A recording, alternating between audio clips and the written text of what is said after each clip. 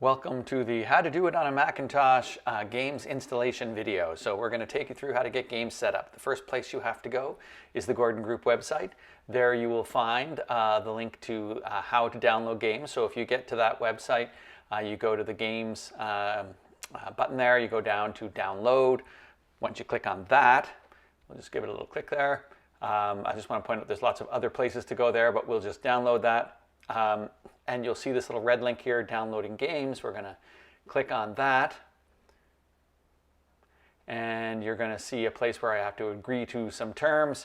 And here is the download page. There are two files that you're interested in, one for Mac, one for Windows. Pick your favorite. Once you've picked that, you're ready to go. All these other files down here, those are source codes for compiling it yourself from scratch. I do not recommend that. So we'll pick that. We go down to the bottom. We submit.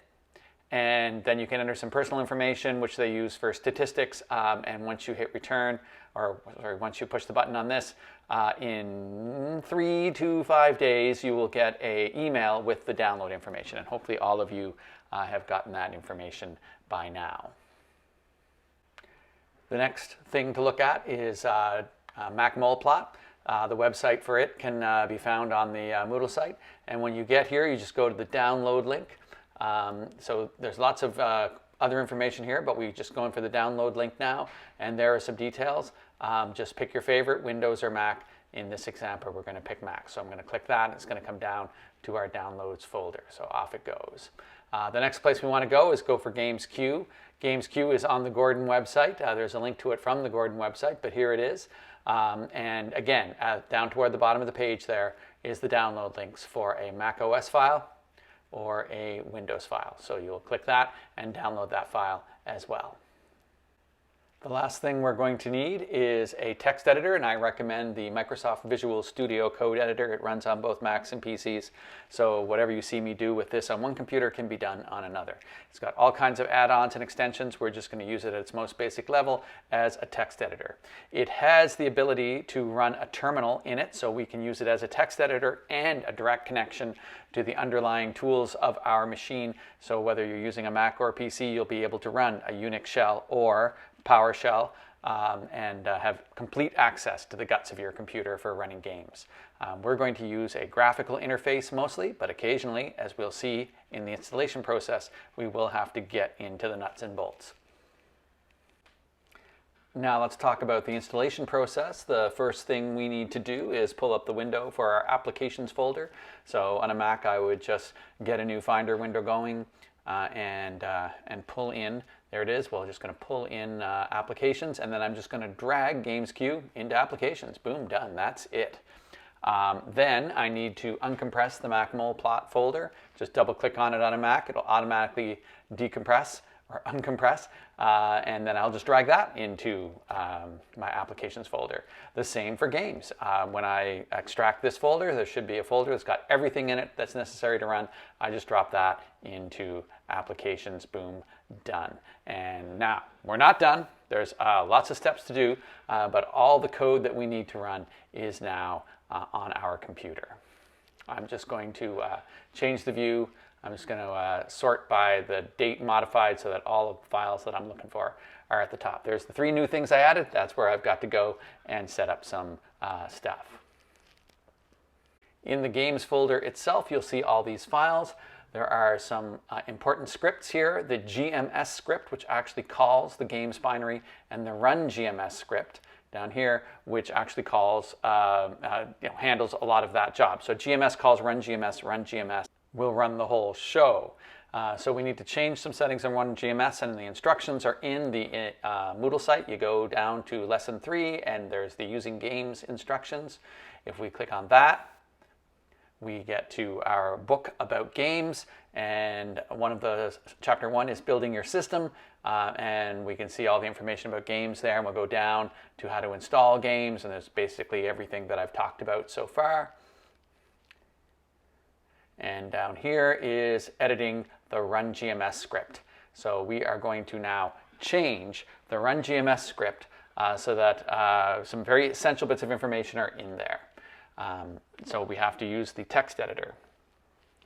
Change these important lines here that are going to be in the run GMS script.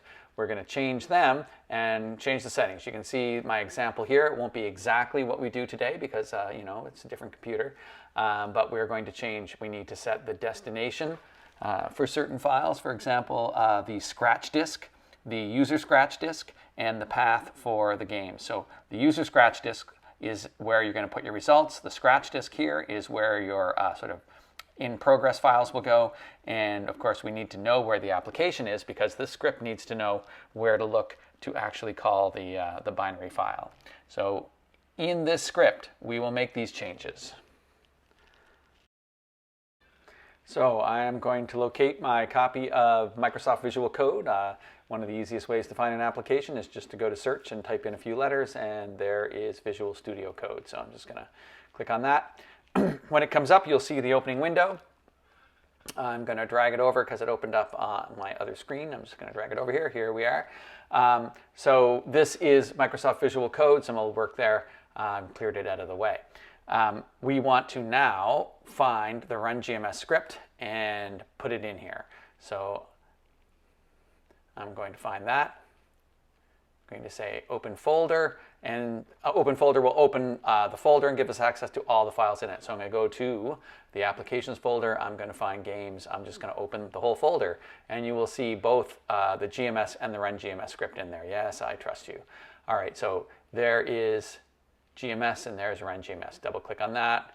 You can go up and double click on GMS and you'll see it's a language called, it's the Bash scripting language. For those of you who are familiar with Unix, don't worry about it. Just a bunch of gobbledygook, but there are some important settings in here. How do I find them? One easy way would be to just take some unique string of text. So I'm just going to grab that and I'm going to go over to my text editor and I'm going to search Command Find. I'm going Command F. And I'm just going to paste that in there, and it says there's only one example of it. I'm going to find it. I'm just going to hit the little up arrow there. There we are. I have found it. So let's get back down to it. That little area here that I've highlighted, that is the text that I want to change. I'm going to put some settings into each of those. I'm going to set a directory for the scratch disk, which is going to be in the games folder itself in applications. I'm going to set a user scratch directory, and I'm going to set a path for games. And this will be places where games will dump files depending on what it's doing. And I just want to be in control of where that happens so I know where it is. If I don't make setting changes, it will be putting all those files in the directory of games itself, which will fill with a million old junky files. And when you come time to clean them out, you might delete some important files too. So best to have them all in their own place. So I'm going to open up the games folder there, and in this folder, in games, so it gets back to, so I'm looking around here, there's my documents folder. The first thing I'm going to do is create some type of a scratch folder. So what should I call it? I just need to pick a name, and there we go. I'm going to call it Games with big capital letters so that I'll have an easy time finding it. There it is. So that's where I'm going to tell Games to drop all sort of user scratch files. And these are files from a calculation that I've created that it wants to kick out some results. I also want to put a file called just GMS SCR, just scratch, in the Games folder itself. These will be where sort of working files that Games uses are put. So I'm going to copy all this text and I'm going to drop it into the text editor exactly where I want it. Boom, done. Paste. Come on, just paste. Come on, we can paste this. Paste. There we go. Now, this isn't exactly how I set it up. Remember, look at that, the location there. This is not the location. I now have it just in documents as Games, so I've just changed that. So you'll see that that's now all updated, and Run GMS knows where to go. It's going to set working files to scratch. If there's a crash and those files don't get deleted, they won't pollute the actual games file. This is where all of the files that relate to my work will go, and the application path is set. So we're all ready to go. You can set those up however you like. I just realized that my name is not Barry on this computer, it's Blink, so I changed that, and now we're all set. The last thing to set up is the GMS script. And the only thing I'm going to change is right at the end, I'm going to explicitly tell it the path to the Games application. This will make sure that no matter where you're calling GMS from, it's going to know exactly where games is. It won't matter where in your computer you are. You won't have to worry about any kind of relative positioning. You'll know exactly. And where it will want to go is to run the run GMS script in the directory you're in right now. That's what that // means. I don't want it doing that. I want it to run the run GMS script only in one place, in the applications folder where games is. So I need to type that in. Now, of course, what do we know about Unix and addressing? The easiest way to do that would be actually copy the path. So if I go to my window and I go to not GMS, run GMS, I'm just going to get down there. Well, if I just copy the path here to the folder, and see, I want to do that with run GMS. There we go. I'm going to copy the path. There we go. Copy path. And I just select that, and I just copy the path to that file. Well, look, application/game/run GMS, as opposed to wherever we are /run GMS. So I'm only going to run it there. You can get to copy as path by just right-clicking to get that menu and then holding the Option key down, and you will get the copy as path. So we're all set up. I've got my changes in run GMS, and I've changed GMS, so when it calls run GMS, it's going to go to the right place.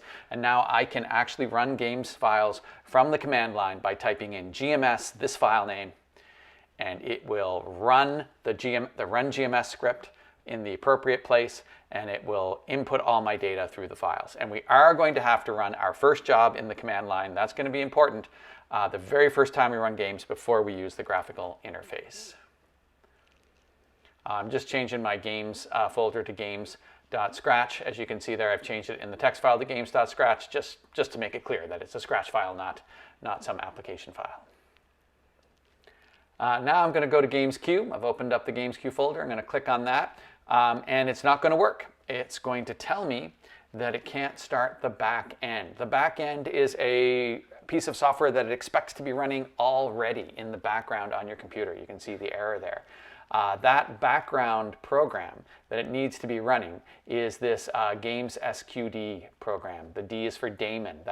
A daemon is a program that just is always running in the background. How do you run that? Just double click on it. If I double click on that binary file, I will start it running in the background. So the key thing to using GamesQ is to start the daemon in advance.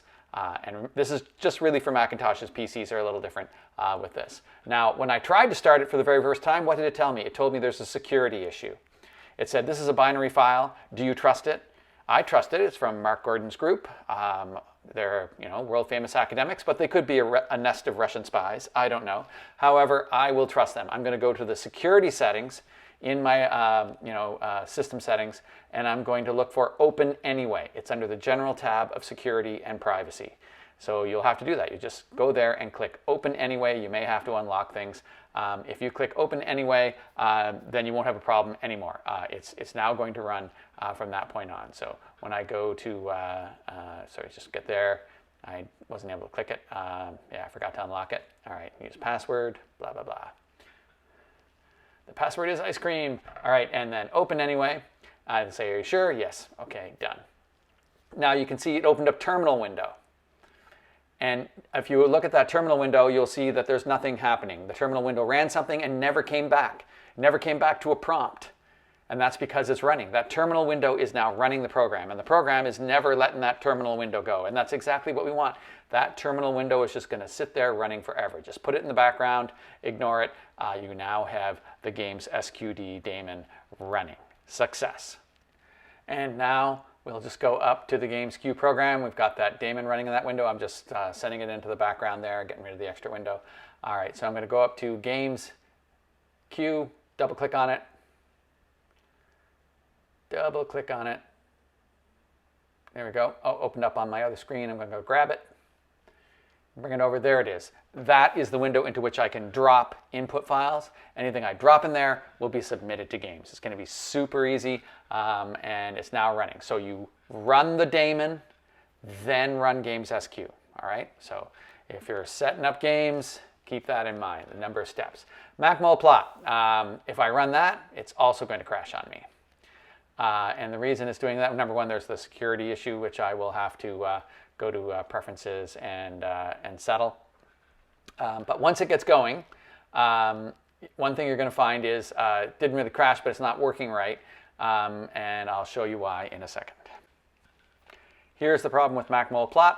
You run it, get it going. I'm just going to open up an input file from an archive I have here. You'll soon have a whole set of your own, don't worry.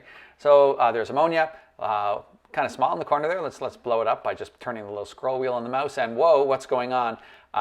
Problem with MacMolePlot is it thinks it's 2005, not 2022. It believes your Mac is running a regular screen. Unfortunately, modern Macs have this Retina screen, which is double resolution. You can see that's kind of like half of what it should be. Program hasn't been updated to take that in consideration, so we need to make some changes. You go to Show Package Contents, and then you find the info.plist. You're going to need to make some changes. I have a little file here I'm going to drop in there called plist changed. There you go. And I'm going to drag both of these files into the text editor. So there's my Visual Code text editor. I'm just going to take them both, drag them in there. There we go. For some reason it gave me a split screen. I'm just going to kill that. There we go. Get over here and knock that off. So there's all this information about the program that's essential for the operating system to interpret it. The wrong information here will crash the program. Notice the difference between the changed program and the regular one. Changed, regular. I'm going to go changed, regular, changed, regular, changed. It's just that little blurb there. You notice, and it says like something about the resolution of the monitor. I have to put that in there. And where do you find that information? How did you know to do that? You went to the instructions, didn't you? You went to setting up your computer. You scrolled down to how to set up MacMolePlot, and you saw this warning. And in there it said put that string in there in the info.plist file. And so you're just going to go in there, paste that in there, and off you go.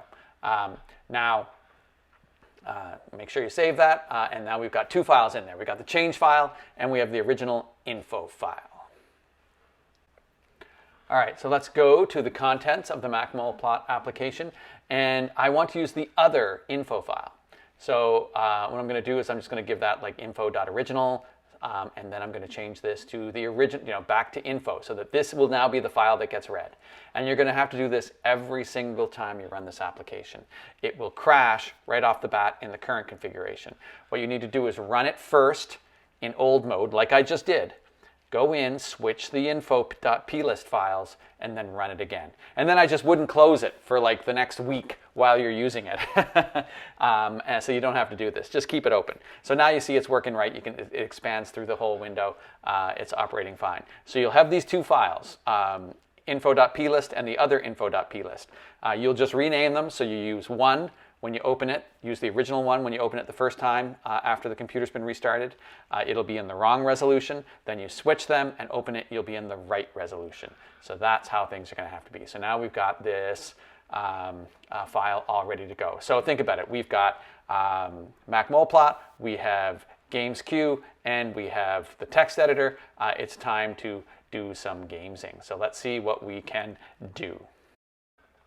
So here I've kind of set up a workspace. In the upper left, you can see a window for MacMolePlot.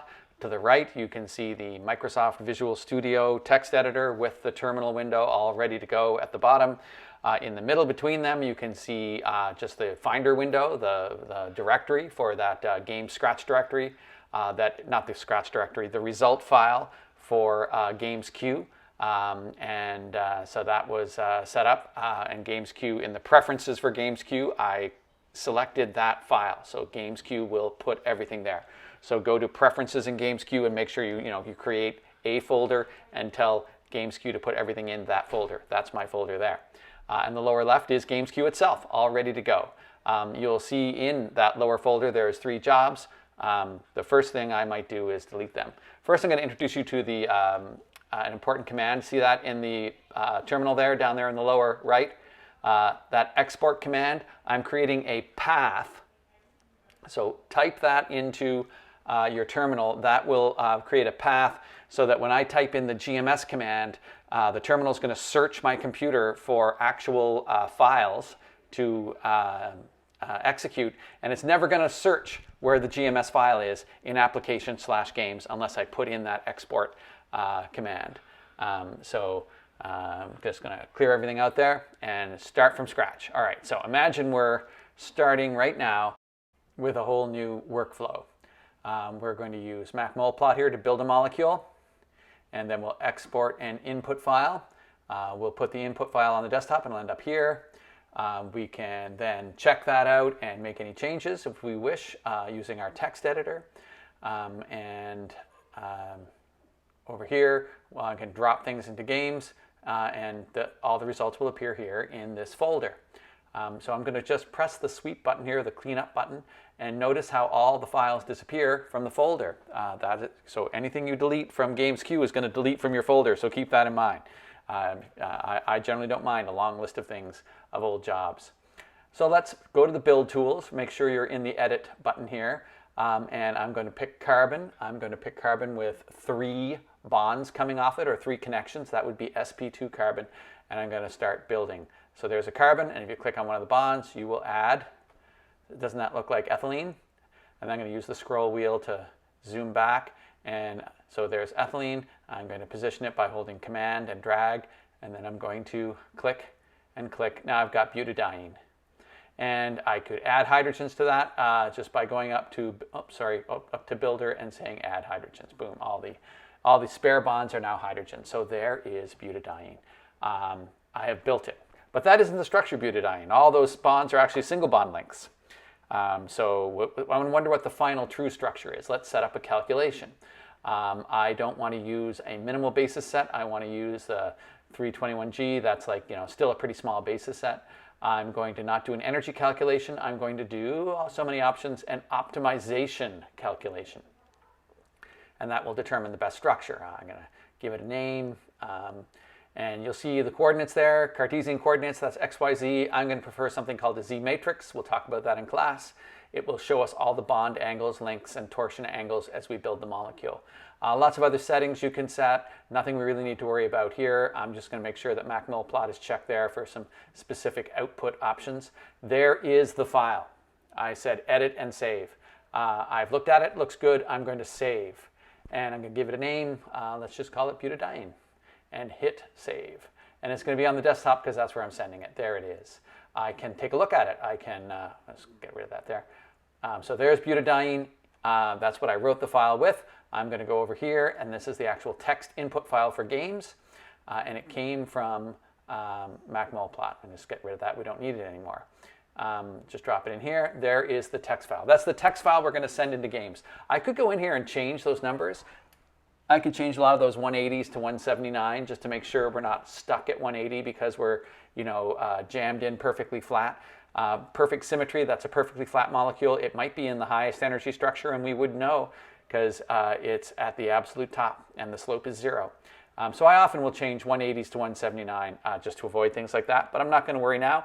I'm going to just drop this file right into GamesQ. It's going to start running, and look, it copies the input file into my results directory, and then the log file appears. That's the actual calculation that Games is doing. I can drag it over here and look at it, and it's a big text file. All kinds of information in here about the calculations. Every step is recorded. It's a log file, just like your logbook. Everything it does, it just spits out. I'm going to the end, and I'm looking for a very important piece of information. Terminated normally. All right, because it will tell you if it just died. Now, where's the final structure? There's a little phrase, end search. You'll see it there. That's every step. The last one in the whole file will be the last step. See, equilibrium geometry obtained.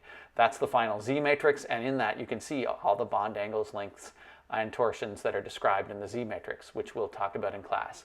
And that's why I like using the Z-matrix, because then the output automatically includes one. But there's lots of ways to force that to happen if you're using Cartesian coordinates. So I can then open with what? Open with MacMultiplot, and I will open the log file. And this is, every step is in there. I can drag through them all. You can see, its path toward being optimized. You can see it started out with the bonds too long, and of course they pulled into sp2 bond links because that made sense. The math demanded it. And I can do things. I can go and I can click surfaces, and I can 3D orbital. and let's make sure we can see things here. And you might say, okay, let's occupancy number is the best one to use because it'll show you which orbitals are filled. You can see the HOMO and LUMO there, HOMO, LUMO. I'm going to pick the HOMO. I'm going to say update, and there it is. And that's your classic highest occupied molecular orbital for butadiene. Looks a little tight though. We can loosen the parameters. Usually, like the textbook parameters for this are a little looser. I'm just going to increase the grid so they look smoother. You know, maybe that's a little too intense. There we go. That looks like a good one. Now I'm going to give us something that looks a little bit more like a textbook. See, I went to a more diffuse, not more diffuse, but to lower values, which means we're capturing more volume of the electrons. Had to change a few things to make sure we got the round there, but there we go. There's your sort of classic textbook diagram of the molecular orbitals for the HOMO of butadiene. We could make that solid, we could smooth it out, we can add some transparency. I mean, all you can do is just try stuff, right? And just see how it looks. Once you finally got a picture the way you like, you can go up and export that. There you go. Let's give it a name. And export.